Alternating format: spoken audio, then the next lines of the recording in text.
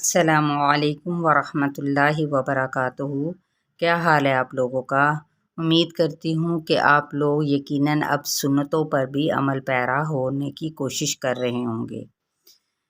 چلے دعا کے ساتھ شروع کرتے ہیں۔ رب اشرح لی صدری ویسر لی امری واحلل عقدۃ من لسانی یفقہوا قولی۔ اب آپ نے بیت الخلاء میں داخل ہونے کی دعا بھی یقیناً سیکھ لی ہوگی یا آتی تو ہوگی، لیکن ہم لوگ غفلت کا شکار ہوتے ہوئے اس پر عمل نہیں کر پاتے۔ تو امید کرتی ہوں اب آپ یقیناً یاد رکھیں گے کہ میں نے یہ دعا پڑھ کے ہی داخل ہونا ہے، اور نکلنے کی دعا بھی، ٹھیک ہے؟ آج ہم دیکھ لیتے ہیں وضو کی سنتوں کے بارے میں، کہ وضو جون سا ہے وہ گھر میں کرنا۔ ایک حدیث میں ہے کہ رسول اللہ صلی اللہ علیہ وآلہ وسلم نے فرمایا، جو شخص اپنے گھر میں وضو کرتا ہے اور فرض نماز ادا کرنے کی خاطر مسجد کی طرف چل کر جاتا ہے تو اس کے ایک قدم پر اس کی ایک غلطی مٹا دی جاتی ہے، اور دوسرے پر اس کا ایک درجہ بلند کر دیا جاتا ہے۔ اور دوسرے نمبر پہ کیا ہے؟ وضو سے پہلے کیا کرنا چاہیے؟ بسم اللہ پڑھنی چاہیے، ٹھیک ہے؟ بسم اللہ۔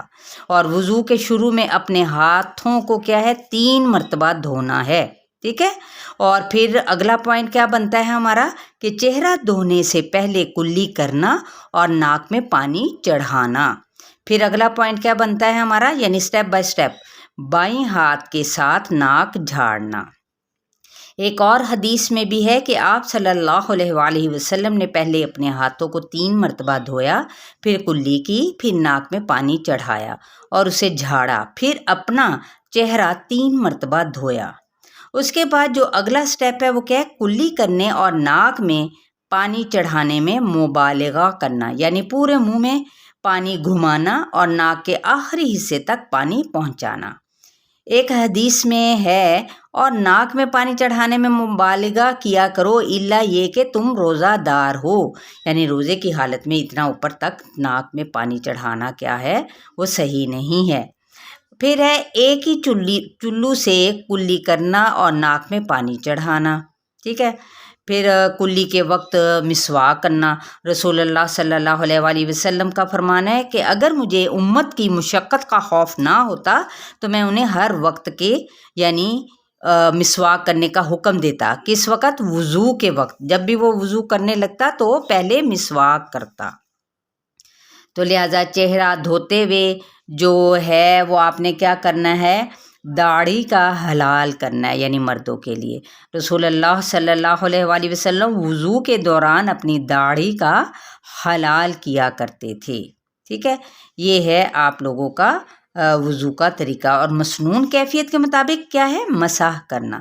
رسول اللہ صلی اللہ علیہ وآلہ وسلم اپنے دونوں ہاتھوں کو سر کے شروع سے گدی تک لے جاتے، یعنی پیچھے تک، پھر انہیں اسی طرح سر کے شروع تک واپس لے آتے۔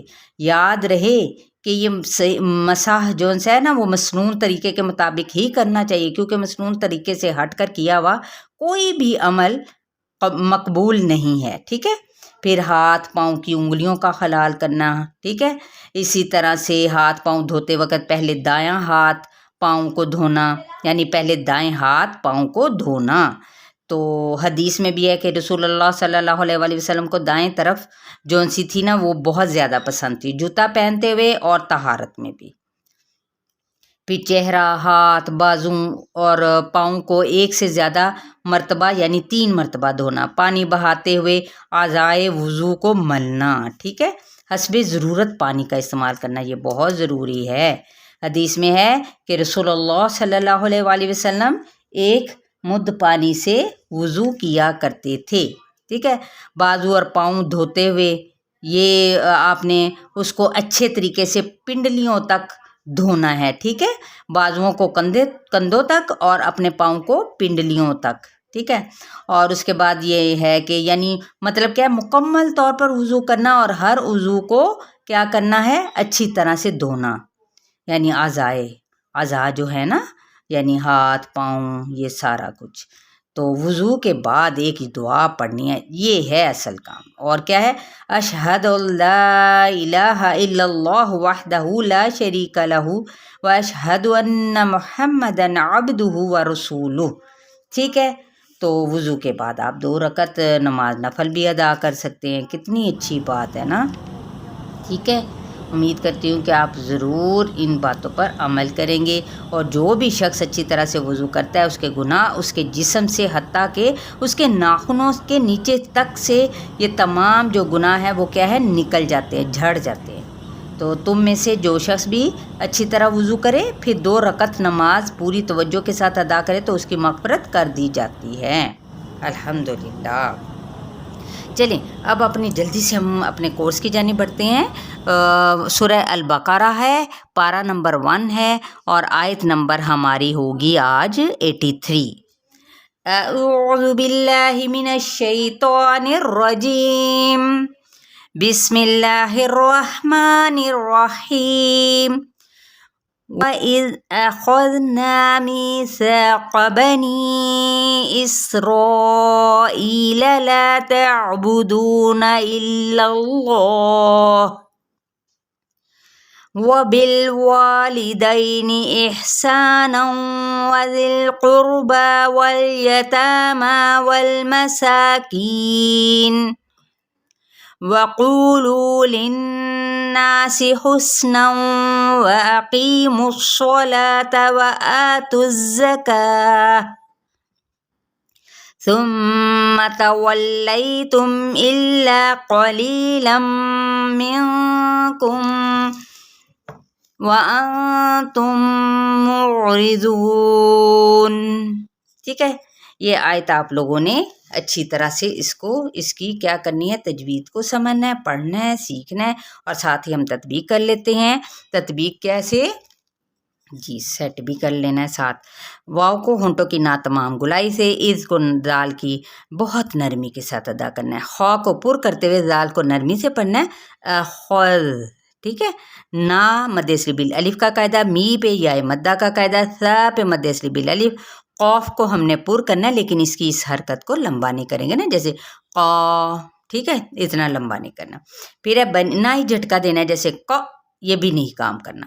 بنی اسرائیل، یہاں پہ 4 حرکات کے برابر بنی پہ بھی کھینچ دیں، رو پہ بھی کھینچ دیں. ای پہ جائے مدہ اور یہ لام کی حرکت کو لمبا نہیں کریں گے. لام زبر الف لا پہ مد اصلی بالالف کا قاعدہ. تا زبر آئین تا. ٹھیک ہے، آئین کو واضح کرنا ہے. ٹھیک ہے، تا بدون بعض اوقات پڑھ دیتے ہیں، نہیں، تعبدون.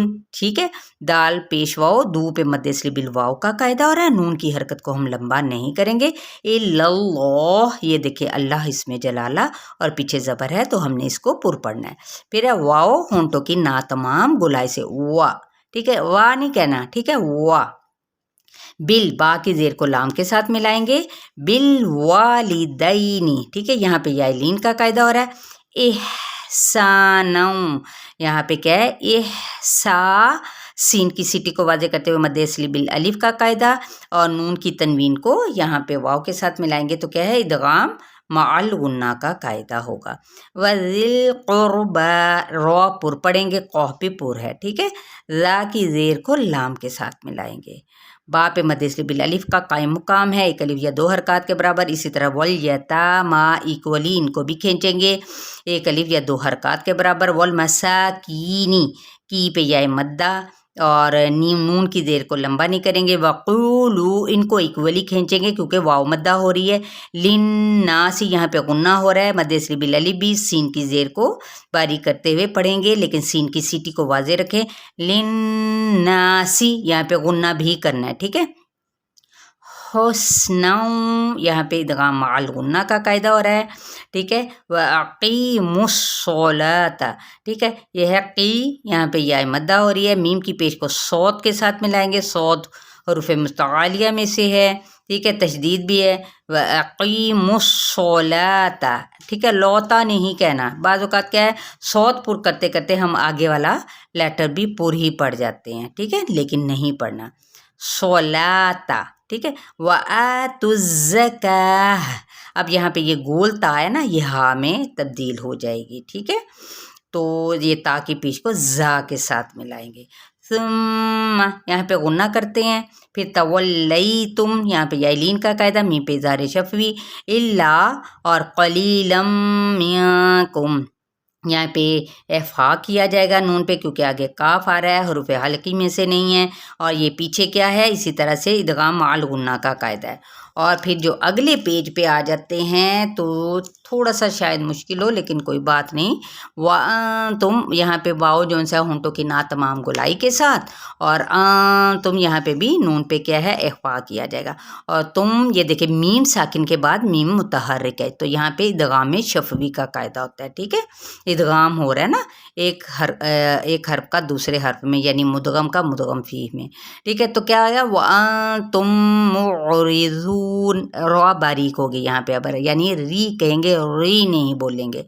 ठीक है, जून या जोत पढ़ लें या दोद पढ़ लें, लेकिन महरज का दुरुस्त होना ठीक है, होना चाहिए। मुरिज़ून, ठीक है, तो ये हमने, या फिर मुरिज़ून, यहाँ पे नून पे वक्फ कर लेंगे, तो वक्फ बिल इस्कान का कायदा होगा। ठीक है, यहाँ तक आप लोगों का लेसन है और आपने अच्छे तरीके से इसको याद करना है। ठीक है, देखिए थोड़ा थोड़ा कहते हैं ना, बहुत अच्छा रहता है। ठीक है, आसानी होती है किस चीज़ के लिए, याद करने में। चलिए जी, अस्सलामु अलैकुम वरहमतुल्लाहि वबरकातुहू।